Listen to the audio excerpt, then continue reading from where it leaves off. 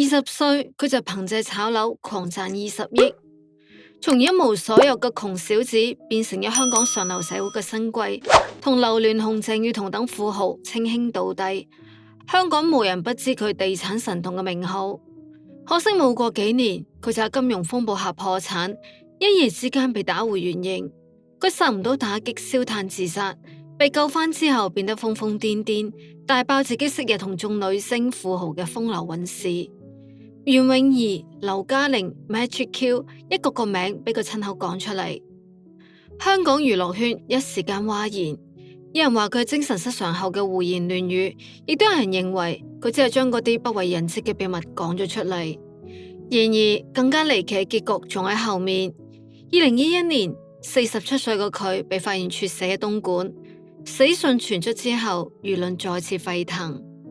有人話佢係俾仇家報復，亦都有人認為只係舊病復發導致嘅突然間離世。真相至今眾說紛紜。一個曾經手握20億嘅地產神童，點解會從雲端墜落到人生盡頭？嗰啲俾佢親口講出嚟嘅豪門秘聞，究竟係真係假？而呢場從巔峰到崩塌嘅人生背後，又隱藏住幾多不為人知嘅故事？大家好，歡迎嚟到姐姐有嘢講，我係小 P。今日要講嘅係香港最傳奇嘅富豪之一羅兆輝。第一章，人生巔峰。羅兆輝人稱神童輝，佢係潮州人，喺香港底層長大。少年時期嘅佢並冇乜嘢光鮮嘅起點。14歲嗰年，因為長期睇唔慣老師偏袒家庭條件好嘅學生，佢一氣之下直接輟學。自此之後，佢開始獨自闖蕩社會，做過雜工，做過推銷員，亦都喺旅行社打過工。嗰幾年，佢幾乎咩苦都捱過。命運真正出現轉機係喺佢16歲嗰年。嗰年，羅兆輝離開尖沙咀，喺中環謀得一份地產經紀嘅工作，每日西裝筆挺，人模狗樣去上班。呢份工簡直為羅兆輝量身定製。佢頭腦聰明，身段柔軟，乜嘢難搞嘅客到到佢手上邊都唔係問題。近1年時間，佢就升到咗經理，專門服務非富即貴嘅有錢人。上世紀80年代，香港人口超過500萬。地產商人食到50、60年代嬰兒潮嘅人口紅利，財富神話每日都會誕生。巨富們日進斗金，小人物亦都喺度尋找機會，蠢蠢欲動。地產經紀羅兆輝第一個目標就係劉鑾雄。短短幾年時間，劉鑾雄已經成為咗城中炙手可熱嘅人物。個好女色，中意交友，同老牌嘅富豪唔同。劉鑾雄識人不論出身。羅兆輝經過多方打聽，確定劉鑾雄喜好古董。1987年，劉鑾雄生日嘅時候，地產經紀仔羅兆輝用全部嘅積蓄20萬買低咗個古董送俾劉鑾雄。呢20萬就係羅兆輝嘅投名狀，亦都係羅兆輝撬開金礦嘅一把刀。喺嗰個人均收入不過34000蚊嘅年代，羅兆輝呢個名引起咗劉鑾雄嘅好奇，下次食飯叫埋佢咯。就從劉鑾雄開始，羅兆輝嘅3寸不爛之舌派上用場啦。1988年，24歲嘅羅兆輝成立咗皇爵集團。劉鑾雄唔單止向佢投資咗一大筆資金，仲帶佢進入咗香港富豪圈，為佢打開咗上流社會嘅人脈。自此之後，羅兆輝正式開始咗自己嘅炒樓傳奇。炒樓嘅規則睇似簡單，低價買入，高價賣出，但真正能夠做到嘅人並唔多。因為賺同蝕之間往往只隔住一道細線。羅兆輝嘅第一桶金就係以6500萬買得西環寶柏中心嘅地皮，開發後分批出售，一舉淨賺7000萬。從此佢徹底嘗試到資本遊戲嘅甜頭。之後幾年，佢不斷複製同樣嘅模式，一唔係整體買入再分拆出售，一唔係低價收購破舊物業，重新包裝之後高價轉手。其中最經典嘅一筆交易發生喺1991年。嗰年重慶大廈失火，呢棟老舊嘅建築隱患日漸突出。幕後主人鄭裕彤有意出手，劉鑾雄就係同屬大地會嘅成員。佢得知呢件事之後，將風聲透露俾羅兆輝。羅兆輝比任何一位大佬都清楚重慶大廈嘅底細同埋價值。喺劉鑾雄嘅安排下，羅兆輝同鄭裕彤見面，斥資1.4億分期付款買低咗重慶大廈。之後佢將重慶大廈整體翻修，改變裝潢之後嘅重慶大廈變身為義法日廣場。呢次羅兆輝嘅義法日廣場賣出咗6.8億嘅好價錢，2年時間一個項目淨賺5個億。自此之後，媒體開始幫佢起咗個響亮嘅稱號——地產神童。到咗1997年，羅兆輝嘅身家已經達到數十億港元。曾經嗰個俾人睇唔起嘅窮小子，搖身一變成為香港富豪圈炙手可熱嘅新貴。而嗰幾年，亦正係香港娛樂圈最風光嘅年代。港姐舞台上邊佳麗雲集。1988年李嘉欣，1989年陳法蓉，1990年袁詠儀，1991年郭藹明，美女如雲，光芒四射。眼見劉鑾雄身邊美女環繞，李嘉欣、蔡少芬等女星頻頻成為豪門話題，羅兆輝亦都開始心癢難耐。冇幾耐之後，佢同太太鄭代芬離婚，好似隻啱啱出籠嘅猛虎，一頭扎進咗香港最繁華亦都最混亂嘅花花世界。而呢一步亦都靜靜為佢後嚟嘅人生埋低咗伏筆。第二章暴富之後，或者羅兆輝嘅內心深處，年少時嘅貧窮同埋被輕視，從未真正消散。正因為係咁，當佢一朝翻身，擁有巨額財富之後，就特別渴望用奢華嘅生活嚟證明自己。而佢最直接嘅模仿對象，正係大佬劉鑾雄。劉鑾雄曾經豪擲4000幾萬，買得咗20幾個車牌。羅兆輝亦都不甘落後，一出手就使咗400萬港幣，拍低咗當時成交價最高嘅71號車牌。為咗幫大佬捧場，佢仲使咗1000幾萬，請劉鑾雄嘅女朋友李嘉欣拍廣告。名車、豪宅、遊艇，香港富豪圈流行嘅玩法，佢一樣都冇少。佢擁有10幾部豪華座駕，仲斥資3000幾萬定製咗一隻長達20幾米嘅私人遊艇，並幫佢取名 Miracle 奇蹟。喺嗰個意氣風發嘅階段，佢的確實相信自己就係奇蹟本身。除咗財富同排場，羅兆輝嘅情史亦都逐漸成為媒體津津樂道嘅話題。其中最知名嘅一位係新加坡小姐冠軍孫佳君。孫佳君曾經同周星馳合作電影《百變星君》，兩個人正係通過周星馳介紹認識。嗰陣嘅羅兆輝已經有家室，但呢個並冇妨礙佢喺娛樂圈展開猛烈追求。為咗追到孫佳君，佢苦追3年，仲一次性攞出咗1000萬港幣，幫佢償還炒股爭低嘅債務。最終呢段戀情如願開始。喺兩人交往期間，羅兆輝出手極為闊綽，仲使咗1000幾萬喺淺水灣買低咗豪宅送俾佢。除咗孫佳君，佢仲同多位嘅港姐傳出緋聞。其中最廣為人知嘅一段係同1990年港姐冠軍袁詠儀嘅往事。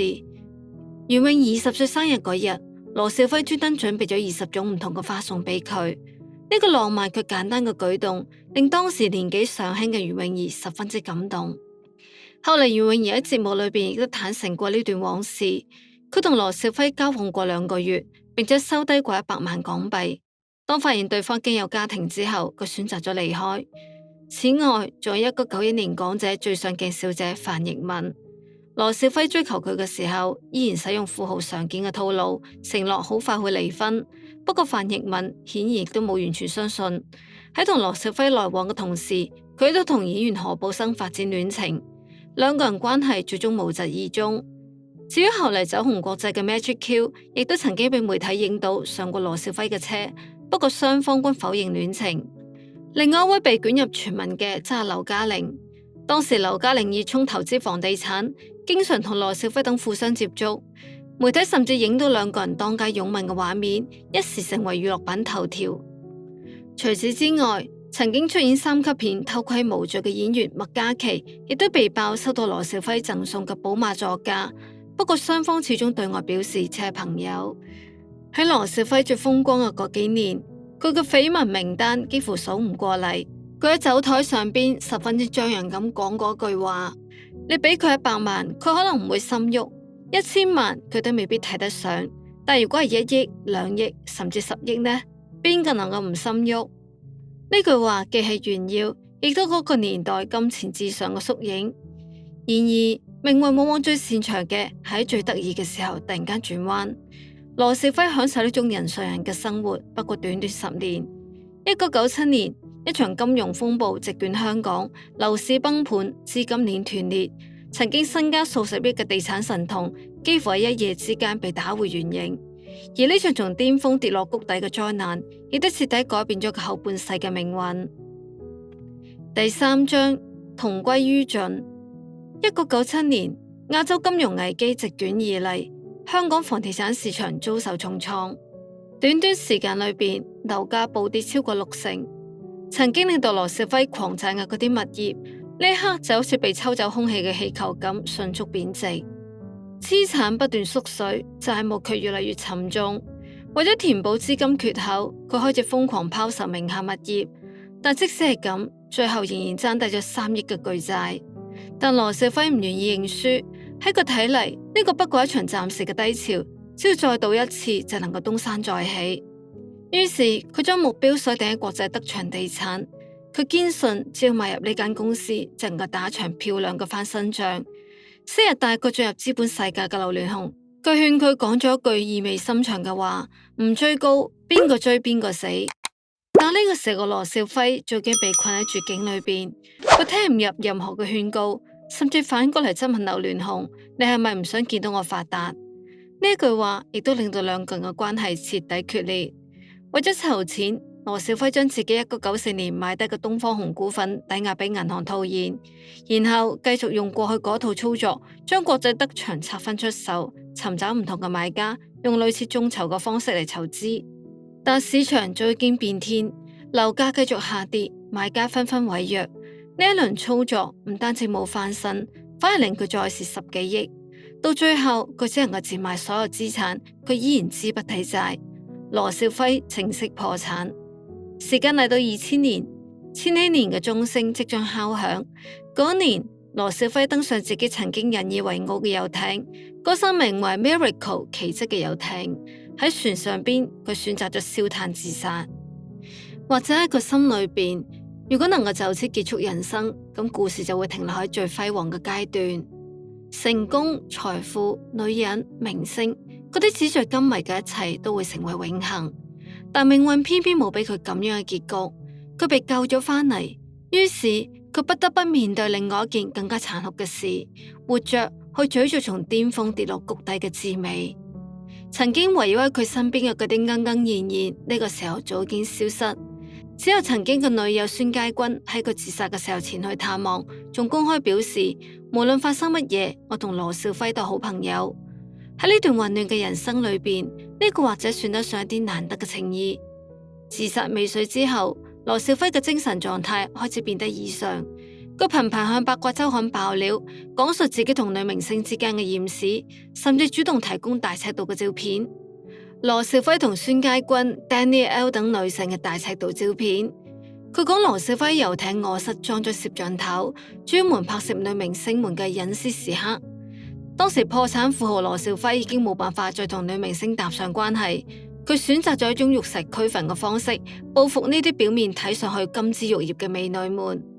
媒體如同一窩蜂般湧向咗羅少輝，被爆出嘅女星越嚟越多，包括咗劉嘉玲、李嘉欣、麥嘉琪、袁詠儀等9位女星。袁詠儀採取咗正面回應，承認錯誤；劉嘉玲選擇咗唔回應、唔面對嘅方式應對媒體。Magic Q 直接講佢唔係我朋友。羅少輝話佢同邊個喺埋一齊，要我講出嚟咩？唔甘心嘅羅少輝補充：你俾佢100萬，可能唔會就範；你俾佢1000萬，可能都唔會睇一眼。但你如果俾佢1個億、2個億或者10個億，佢能夠唔心喐？唔合理啊，咪就瞓覺啫嘛，同邊個瞓唔係瞓啫？佢仲揭露咗好多富豪圈嘅隱秘往事。最轟動嘅一次係佢爆料某位香港富豪身體唔得，需要打針。佢仲公開放話楊受成唔簡單，甚至懸賞30萬尋找對方嘅犯罪線索。楊受成怒不可遏，當即回應：我同佢根本就唔係朋友。一時間香港輿論譁然。而當媒體繼續追問嘅時候，佢又矢口否認，聲稱嗰啲話唔係自己講嘅，相亦都係媒體偷走嘅。佢甚至對記者抱怨：我當佢哋個個都係朋友，乜嘢都話俾佢哋知，點知佢哋只係當我係傻仔。件事越搞越大，因為個仔嘅反常行徑同埋語無倫次，羅少輝嘅爸爸被激到入咗醫院。佢嘅媽媽聲淚俱下求個仔迷途知返。曾經風光無限嘅地產神童，如今卻成咗一出現實版嘅荒誕劇。但呢場鬧劇仲遠未結束，因為幾年之後，一條突如其來嘅消息，將為羅兆輝呢段傳奇又混亂嘅人生畫上最後嘅句號。第4章，跌入深淵。2002年，媒體再次影到羅兆輝嘅相，鏡頭裏邊嘅佢下巴上邊生咗個雞蛋大細嘅毒瘡。報紙好快幫佢起咗個硬硬嘅名——世紀毒瘡。曾經媒體最中意講佢嘅故事，從底層嘅小資到億萬富豪，窮小子逆襲嘅傳奇幾乎被寫成咗商業神話。但當佢跌落神壇之後，一切都變咗，輿論迅速調轉方向，嘲笑、諷刺、落井下石。漸漸咁，羅兆輝喺公眾視線裏邊嘅形象亦都完全變咗樣，身材發福，眼神呆滯，舉止怪異。昔日意氣風發嘅地產大亨，成為咗媒體鏡頭裏邊嘅笑柄。因為得罪咗香港富豪圈，佢一度走佬到法國避風頭。但即使遠在歐洲，八卦記者依然追咗過去。有記者甚至主動幫佢刷卡訂酒店，只為咗換取更多嘅爆料。被人群再次圍繞嘅感覺，令到羅兆輝沉迷不已。哪怕屋企人打電話話俾佢知爸爸病重，佢都唔願意返香港。佢話唔相信，覺得嗰個只係人哋佢返去嘅借口。有一次出門冇記者跟拍，佢竟然覺得唔習慣，仲主動打電話俾周刊記者：而家先8點，你哋啲人去咗邊度啊？喺法國嘅日子，佢活得越嚟越荒誕。有時着住浴袍，打大赤腳就行入咗酒店大廳，餐廳因為衣衫不整被趕咗出去。有時候主動搭訕外國女仔，炫耀手上邊嘅金錶，仲要請對方食飯。但最後埋單嘅時候，佢先發現自己俾唔起錢，只能夠賒賬。昔日叱咤風雲嘅地產神童，已經變成一個令人哭笑不得嘅人物。呢個時候，劉鑾雄再次出現，佢打電話勸羅兆輝返香港治療，仲專登派出18名保鏢護送佢返香港。臨行前，佢只係叮囑咗句話：唔好再亂講嘢。喺劉鑾雄睇嚟，嗰段時間嘅羅兆輝已經受到藥物嘅影響，精神狀態極唔穩定。佢講嘅話好多都唔算數。如果有人問唔應該問嘅嘢，佢就會俾出唔同嘅答案。但問題係點樣先至係唔應該問嘅問題？從2002年起，38歲嘅羅兆輝結束咗風光無限嘅前半世。因為冇穩定收入，佢又將希望寄託喺另外一個地方——澳門賭場。喺嗰度，佢沉迷賭博，希望能夠再賭出一個奇蹟。昔日好友、澳門江湖人物佳士偉仲曾經伸出援手，唔單止為佢長期留低一間酒店房間，仲俾佢籌碼供佢賭錢。但好運早已離佢而去。2005年，就喺嗰間酒店房間裏邊，羅兆輝因為吸毒被警方逮捕。法庭上，佢承認自己係因為冇辦法承受破產嘅打擊，先至用毒品嚟麻痹自己。曾經嘅地產梟雄，一朝變成階下囚，往日嘅風光再度翻唔到嚟啦。偶爾佢都會有清醒嘅時候。有一次，佢對媒體講過一句話：生命重質唔重量，有錢唔代表你比較快樂，只係比較幸運。聽起身好似大徹大悟，但現實卻係佢始終冇真正放低執念。直到生命嘅最後，佢依然念念不忘東山再起。後嚟有傳聞話，因為早年結識嘅富豪將羅兆輝當年送出嘅字畫還咗俾佢，羅兆輝轉手賣咗呢幅畫，得到700萬。佢打算用呢筆錢作為自己重新翻身嘅資金。似乎命運又俾咗佢次機會，但邊個都估唔到，故事會以另外一種方式結束。第5章，神童隕落。2021年1月，羅兆輝嚟到東莞常平嘅一間律師樓，準備辦理一筆房產轉讓手續。就喺手續尚未完成嘅時候，佢突然間心臟病發作，當場猝死，47歲。佢跌宕起伏嘅一生就咁樣倉促咁畫上咗句號。命運似乎同佢開咗一個殘酷嘅玩笑。當年佢想一了百了嘅時候，個天救翻佢返嚟；而當佢準備重新開始嘅時候，生命卻戛然而止。回頭睇翻羅兆輝嘅一生，實在令人唏噓。佢從社會底層一路爬上嚟，捉住個時代最大嘅機遇，遇到過願意提攜佢嘅貴人，擁有過人哋幾世都賺唔到嘅財富，但最終佢仲係輸咗俾自己嘅慾望。貪色、貪賭、貪慕虛榮，唔肯收手，不懂敬畏，佢親手將自己嘅人生從巔峰推向深淵。從重慶大廈走出嚟嘅少年，搏盡全力逃離底層，佢要用揮霍同埋放縱，將自己重新打回塵埃。或者呢個故事最殘酷嘅一點就喺呢度。呢個世界上最可怕嘅，從來都唔係貧窮，而係有錢之後忘記咗自己係邊個。羅兆輝嘅一生亦都似一句赤裸裸嘅忠告：德不配位，別有栽秧；欲無止境，別為自身。佢嘅繁華係真嘅，落魄亦都係真嘅，風光係真嘅，淒慘更加係真嘅。到頭嚟不過係一場黃粱一夢。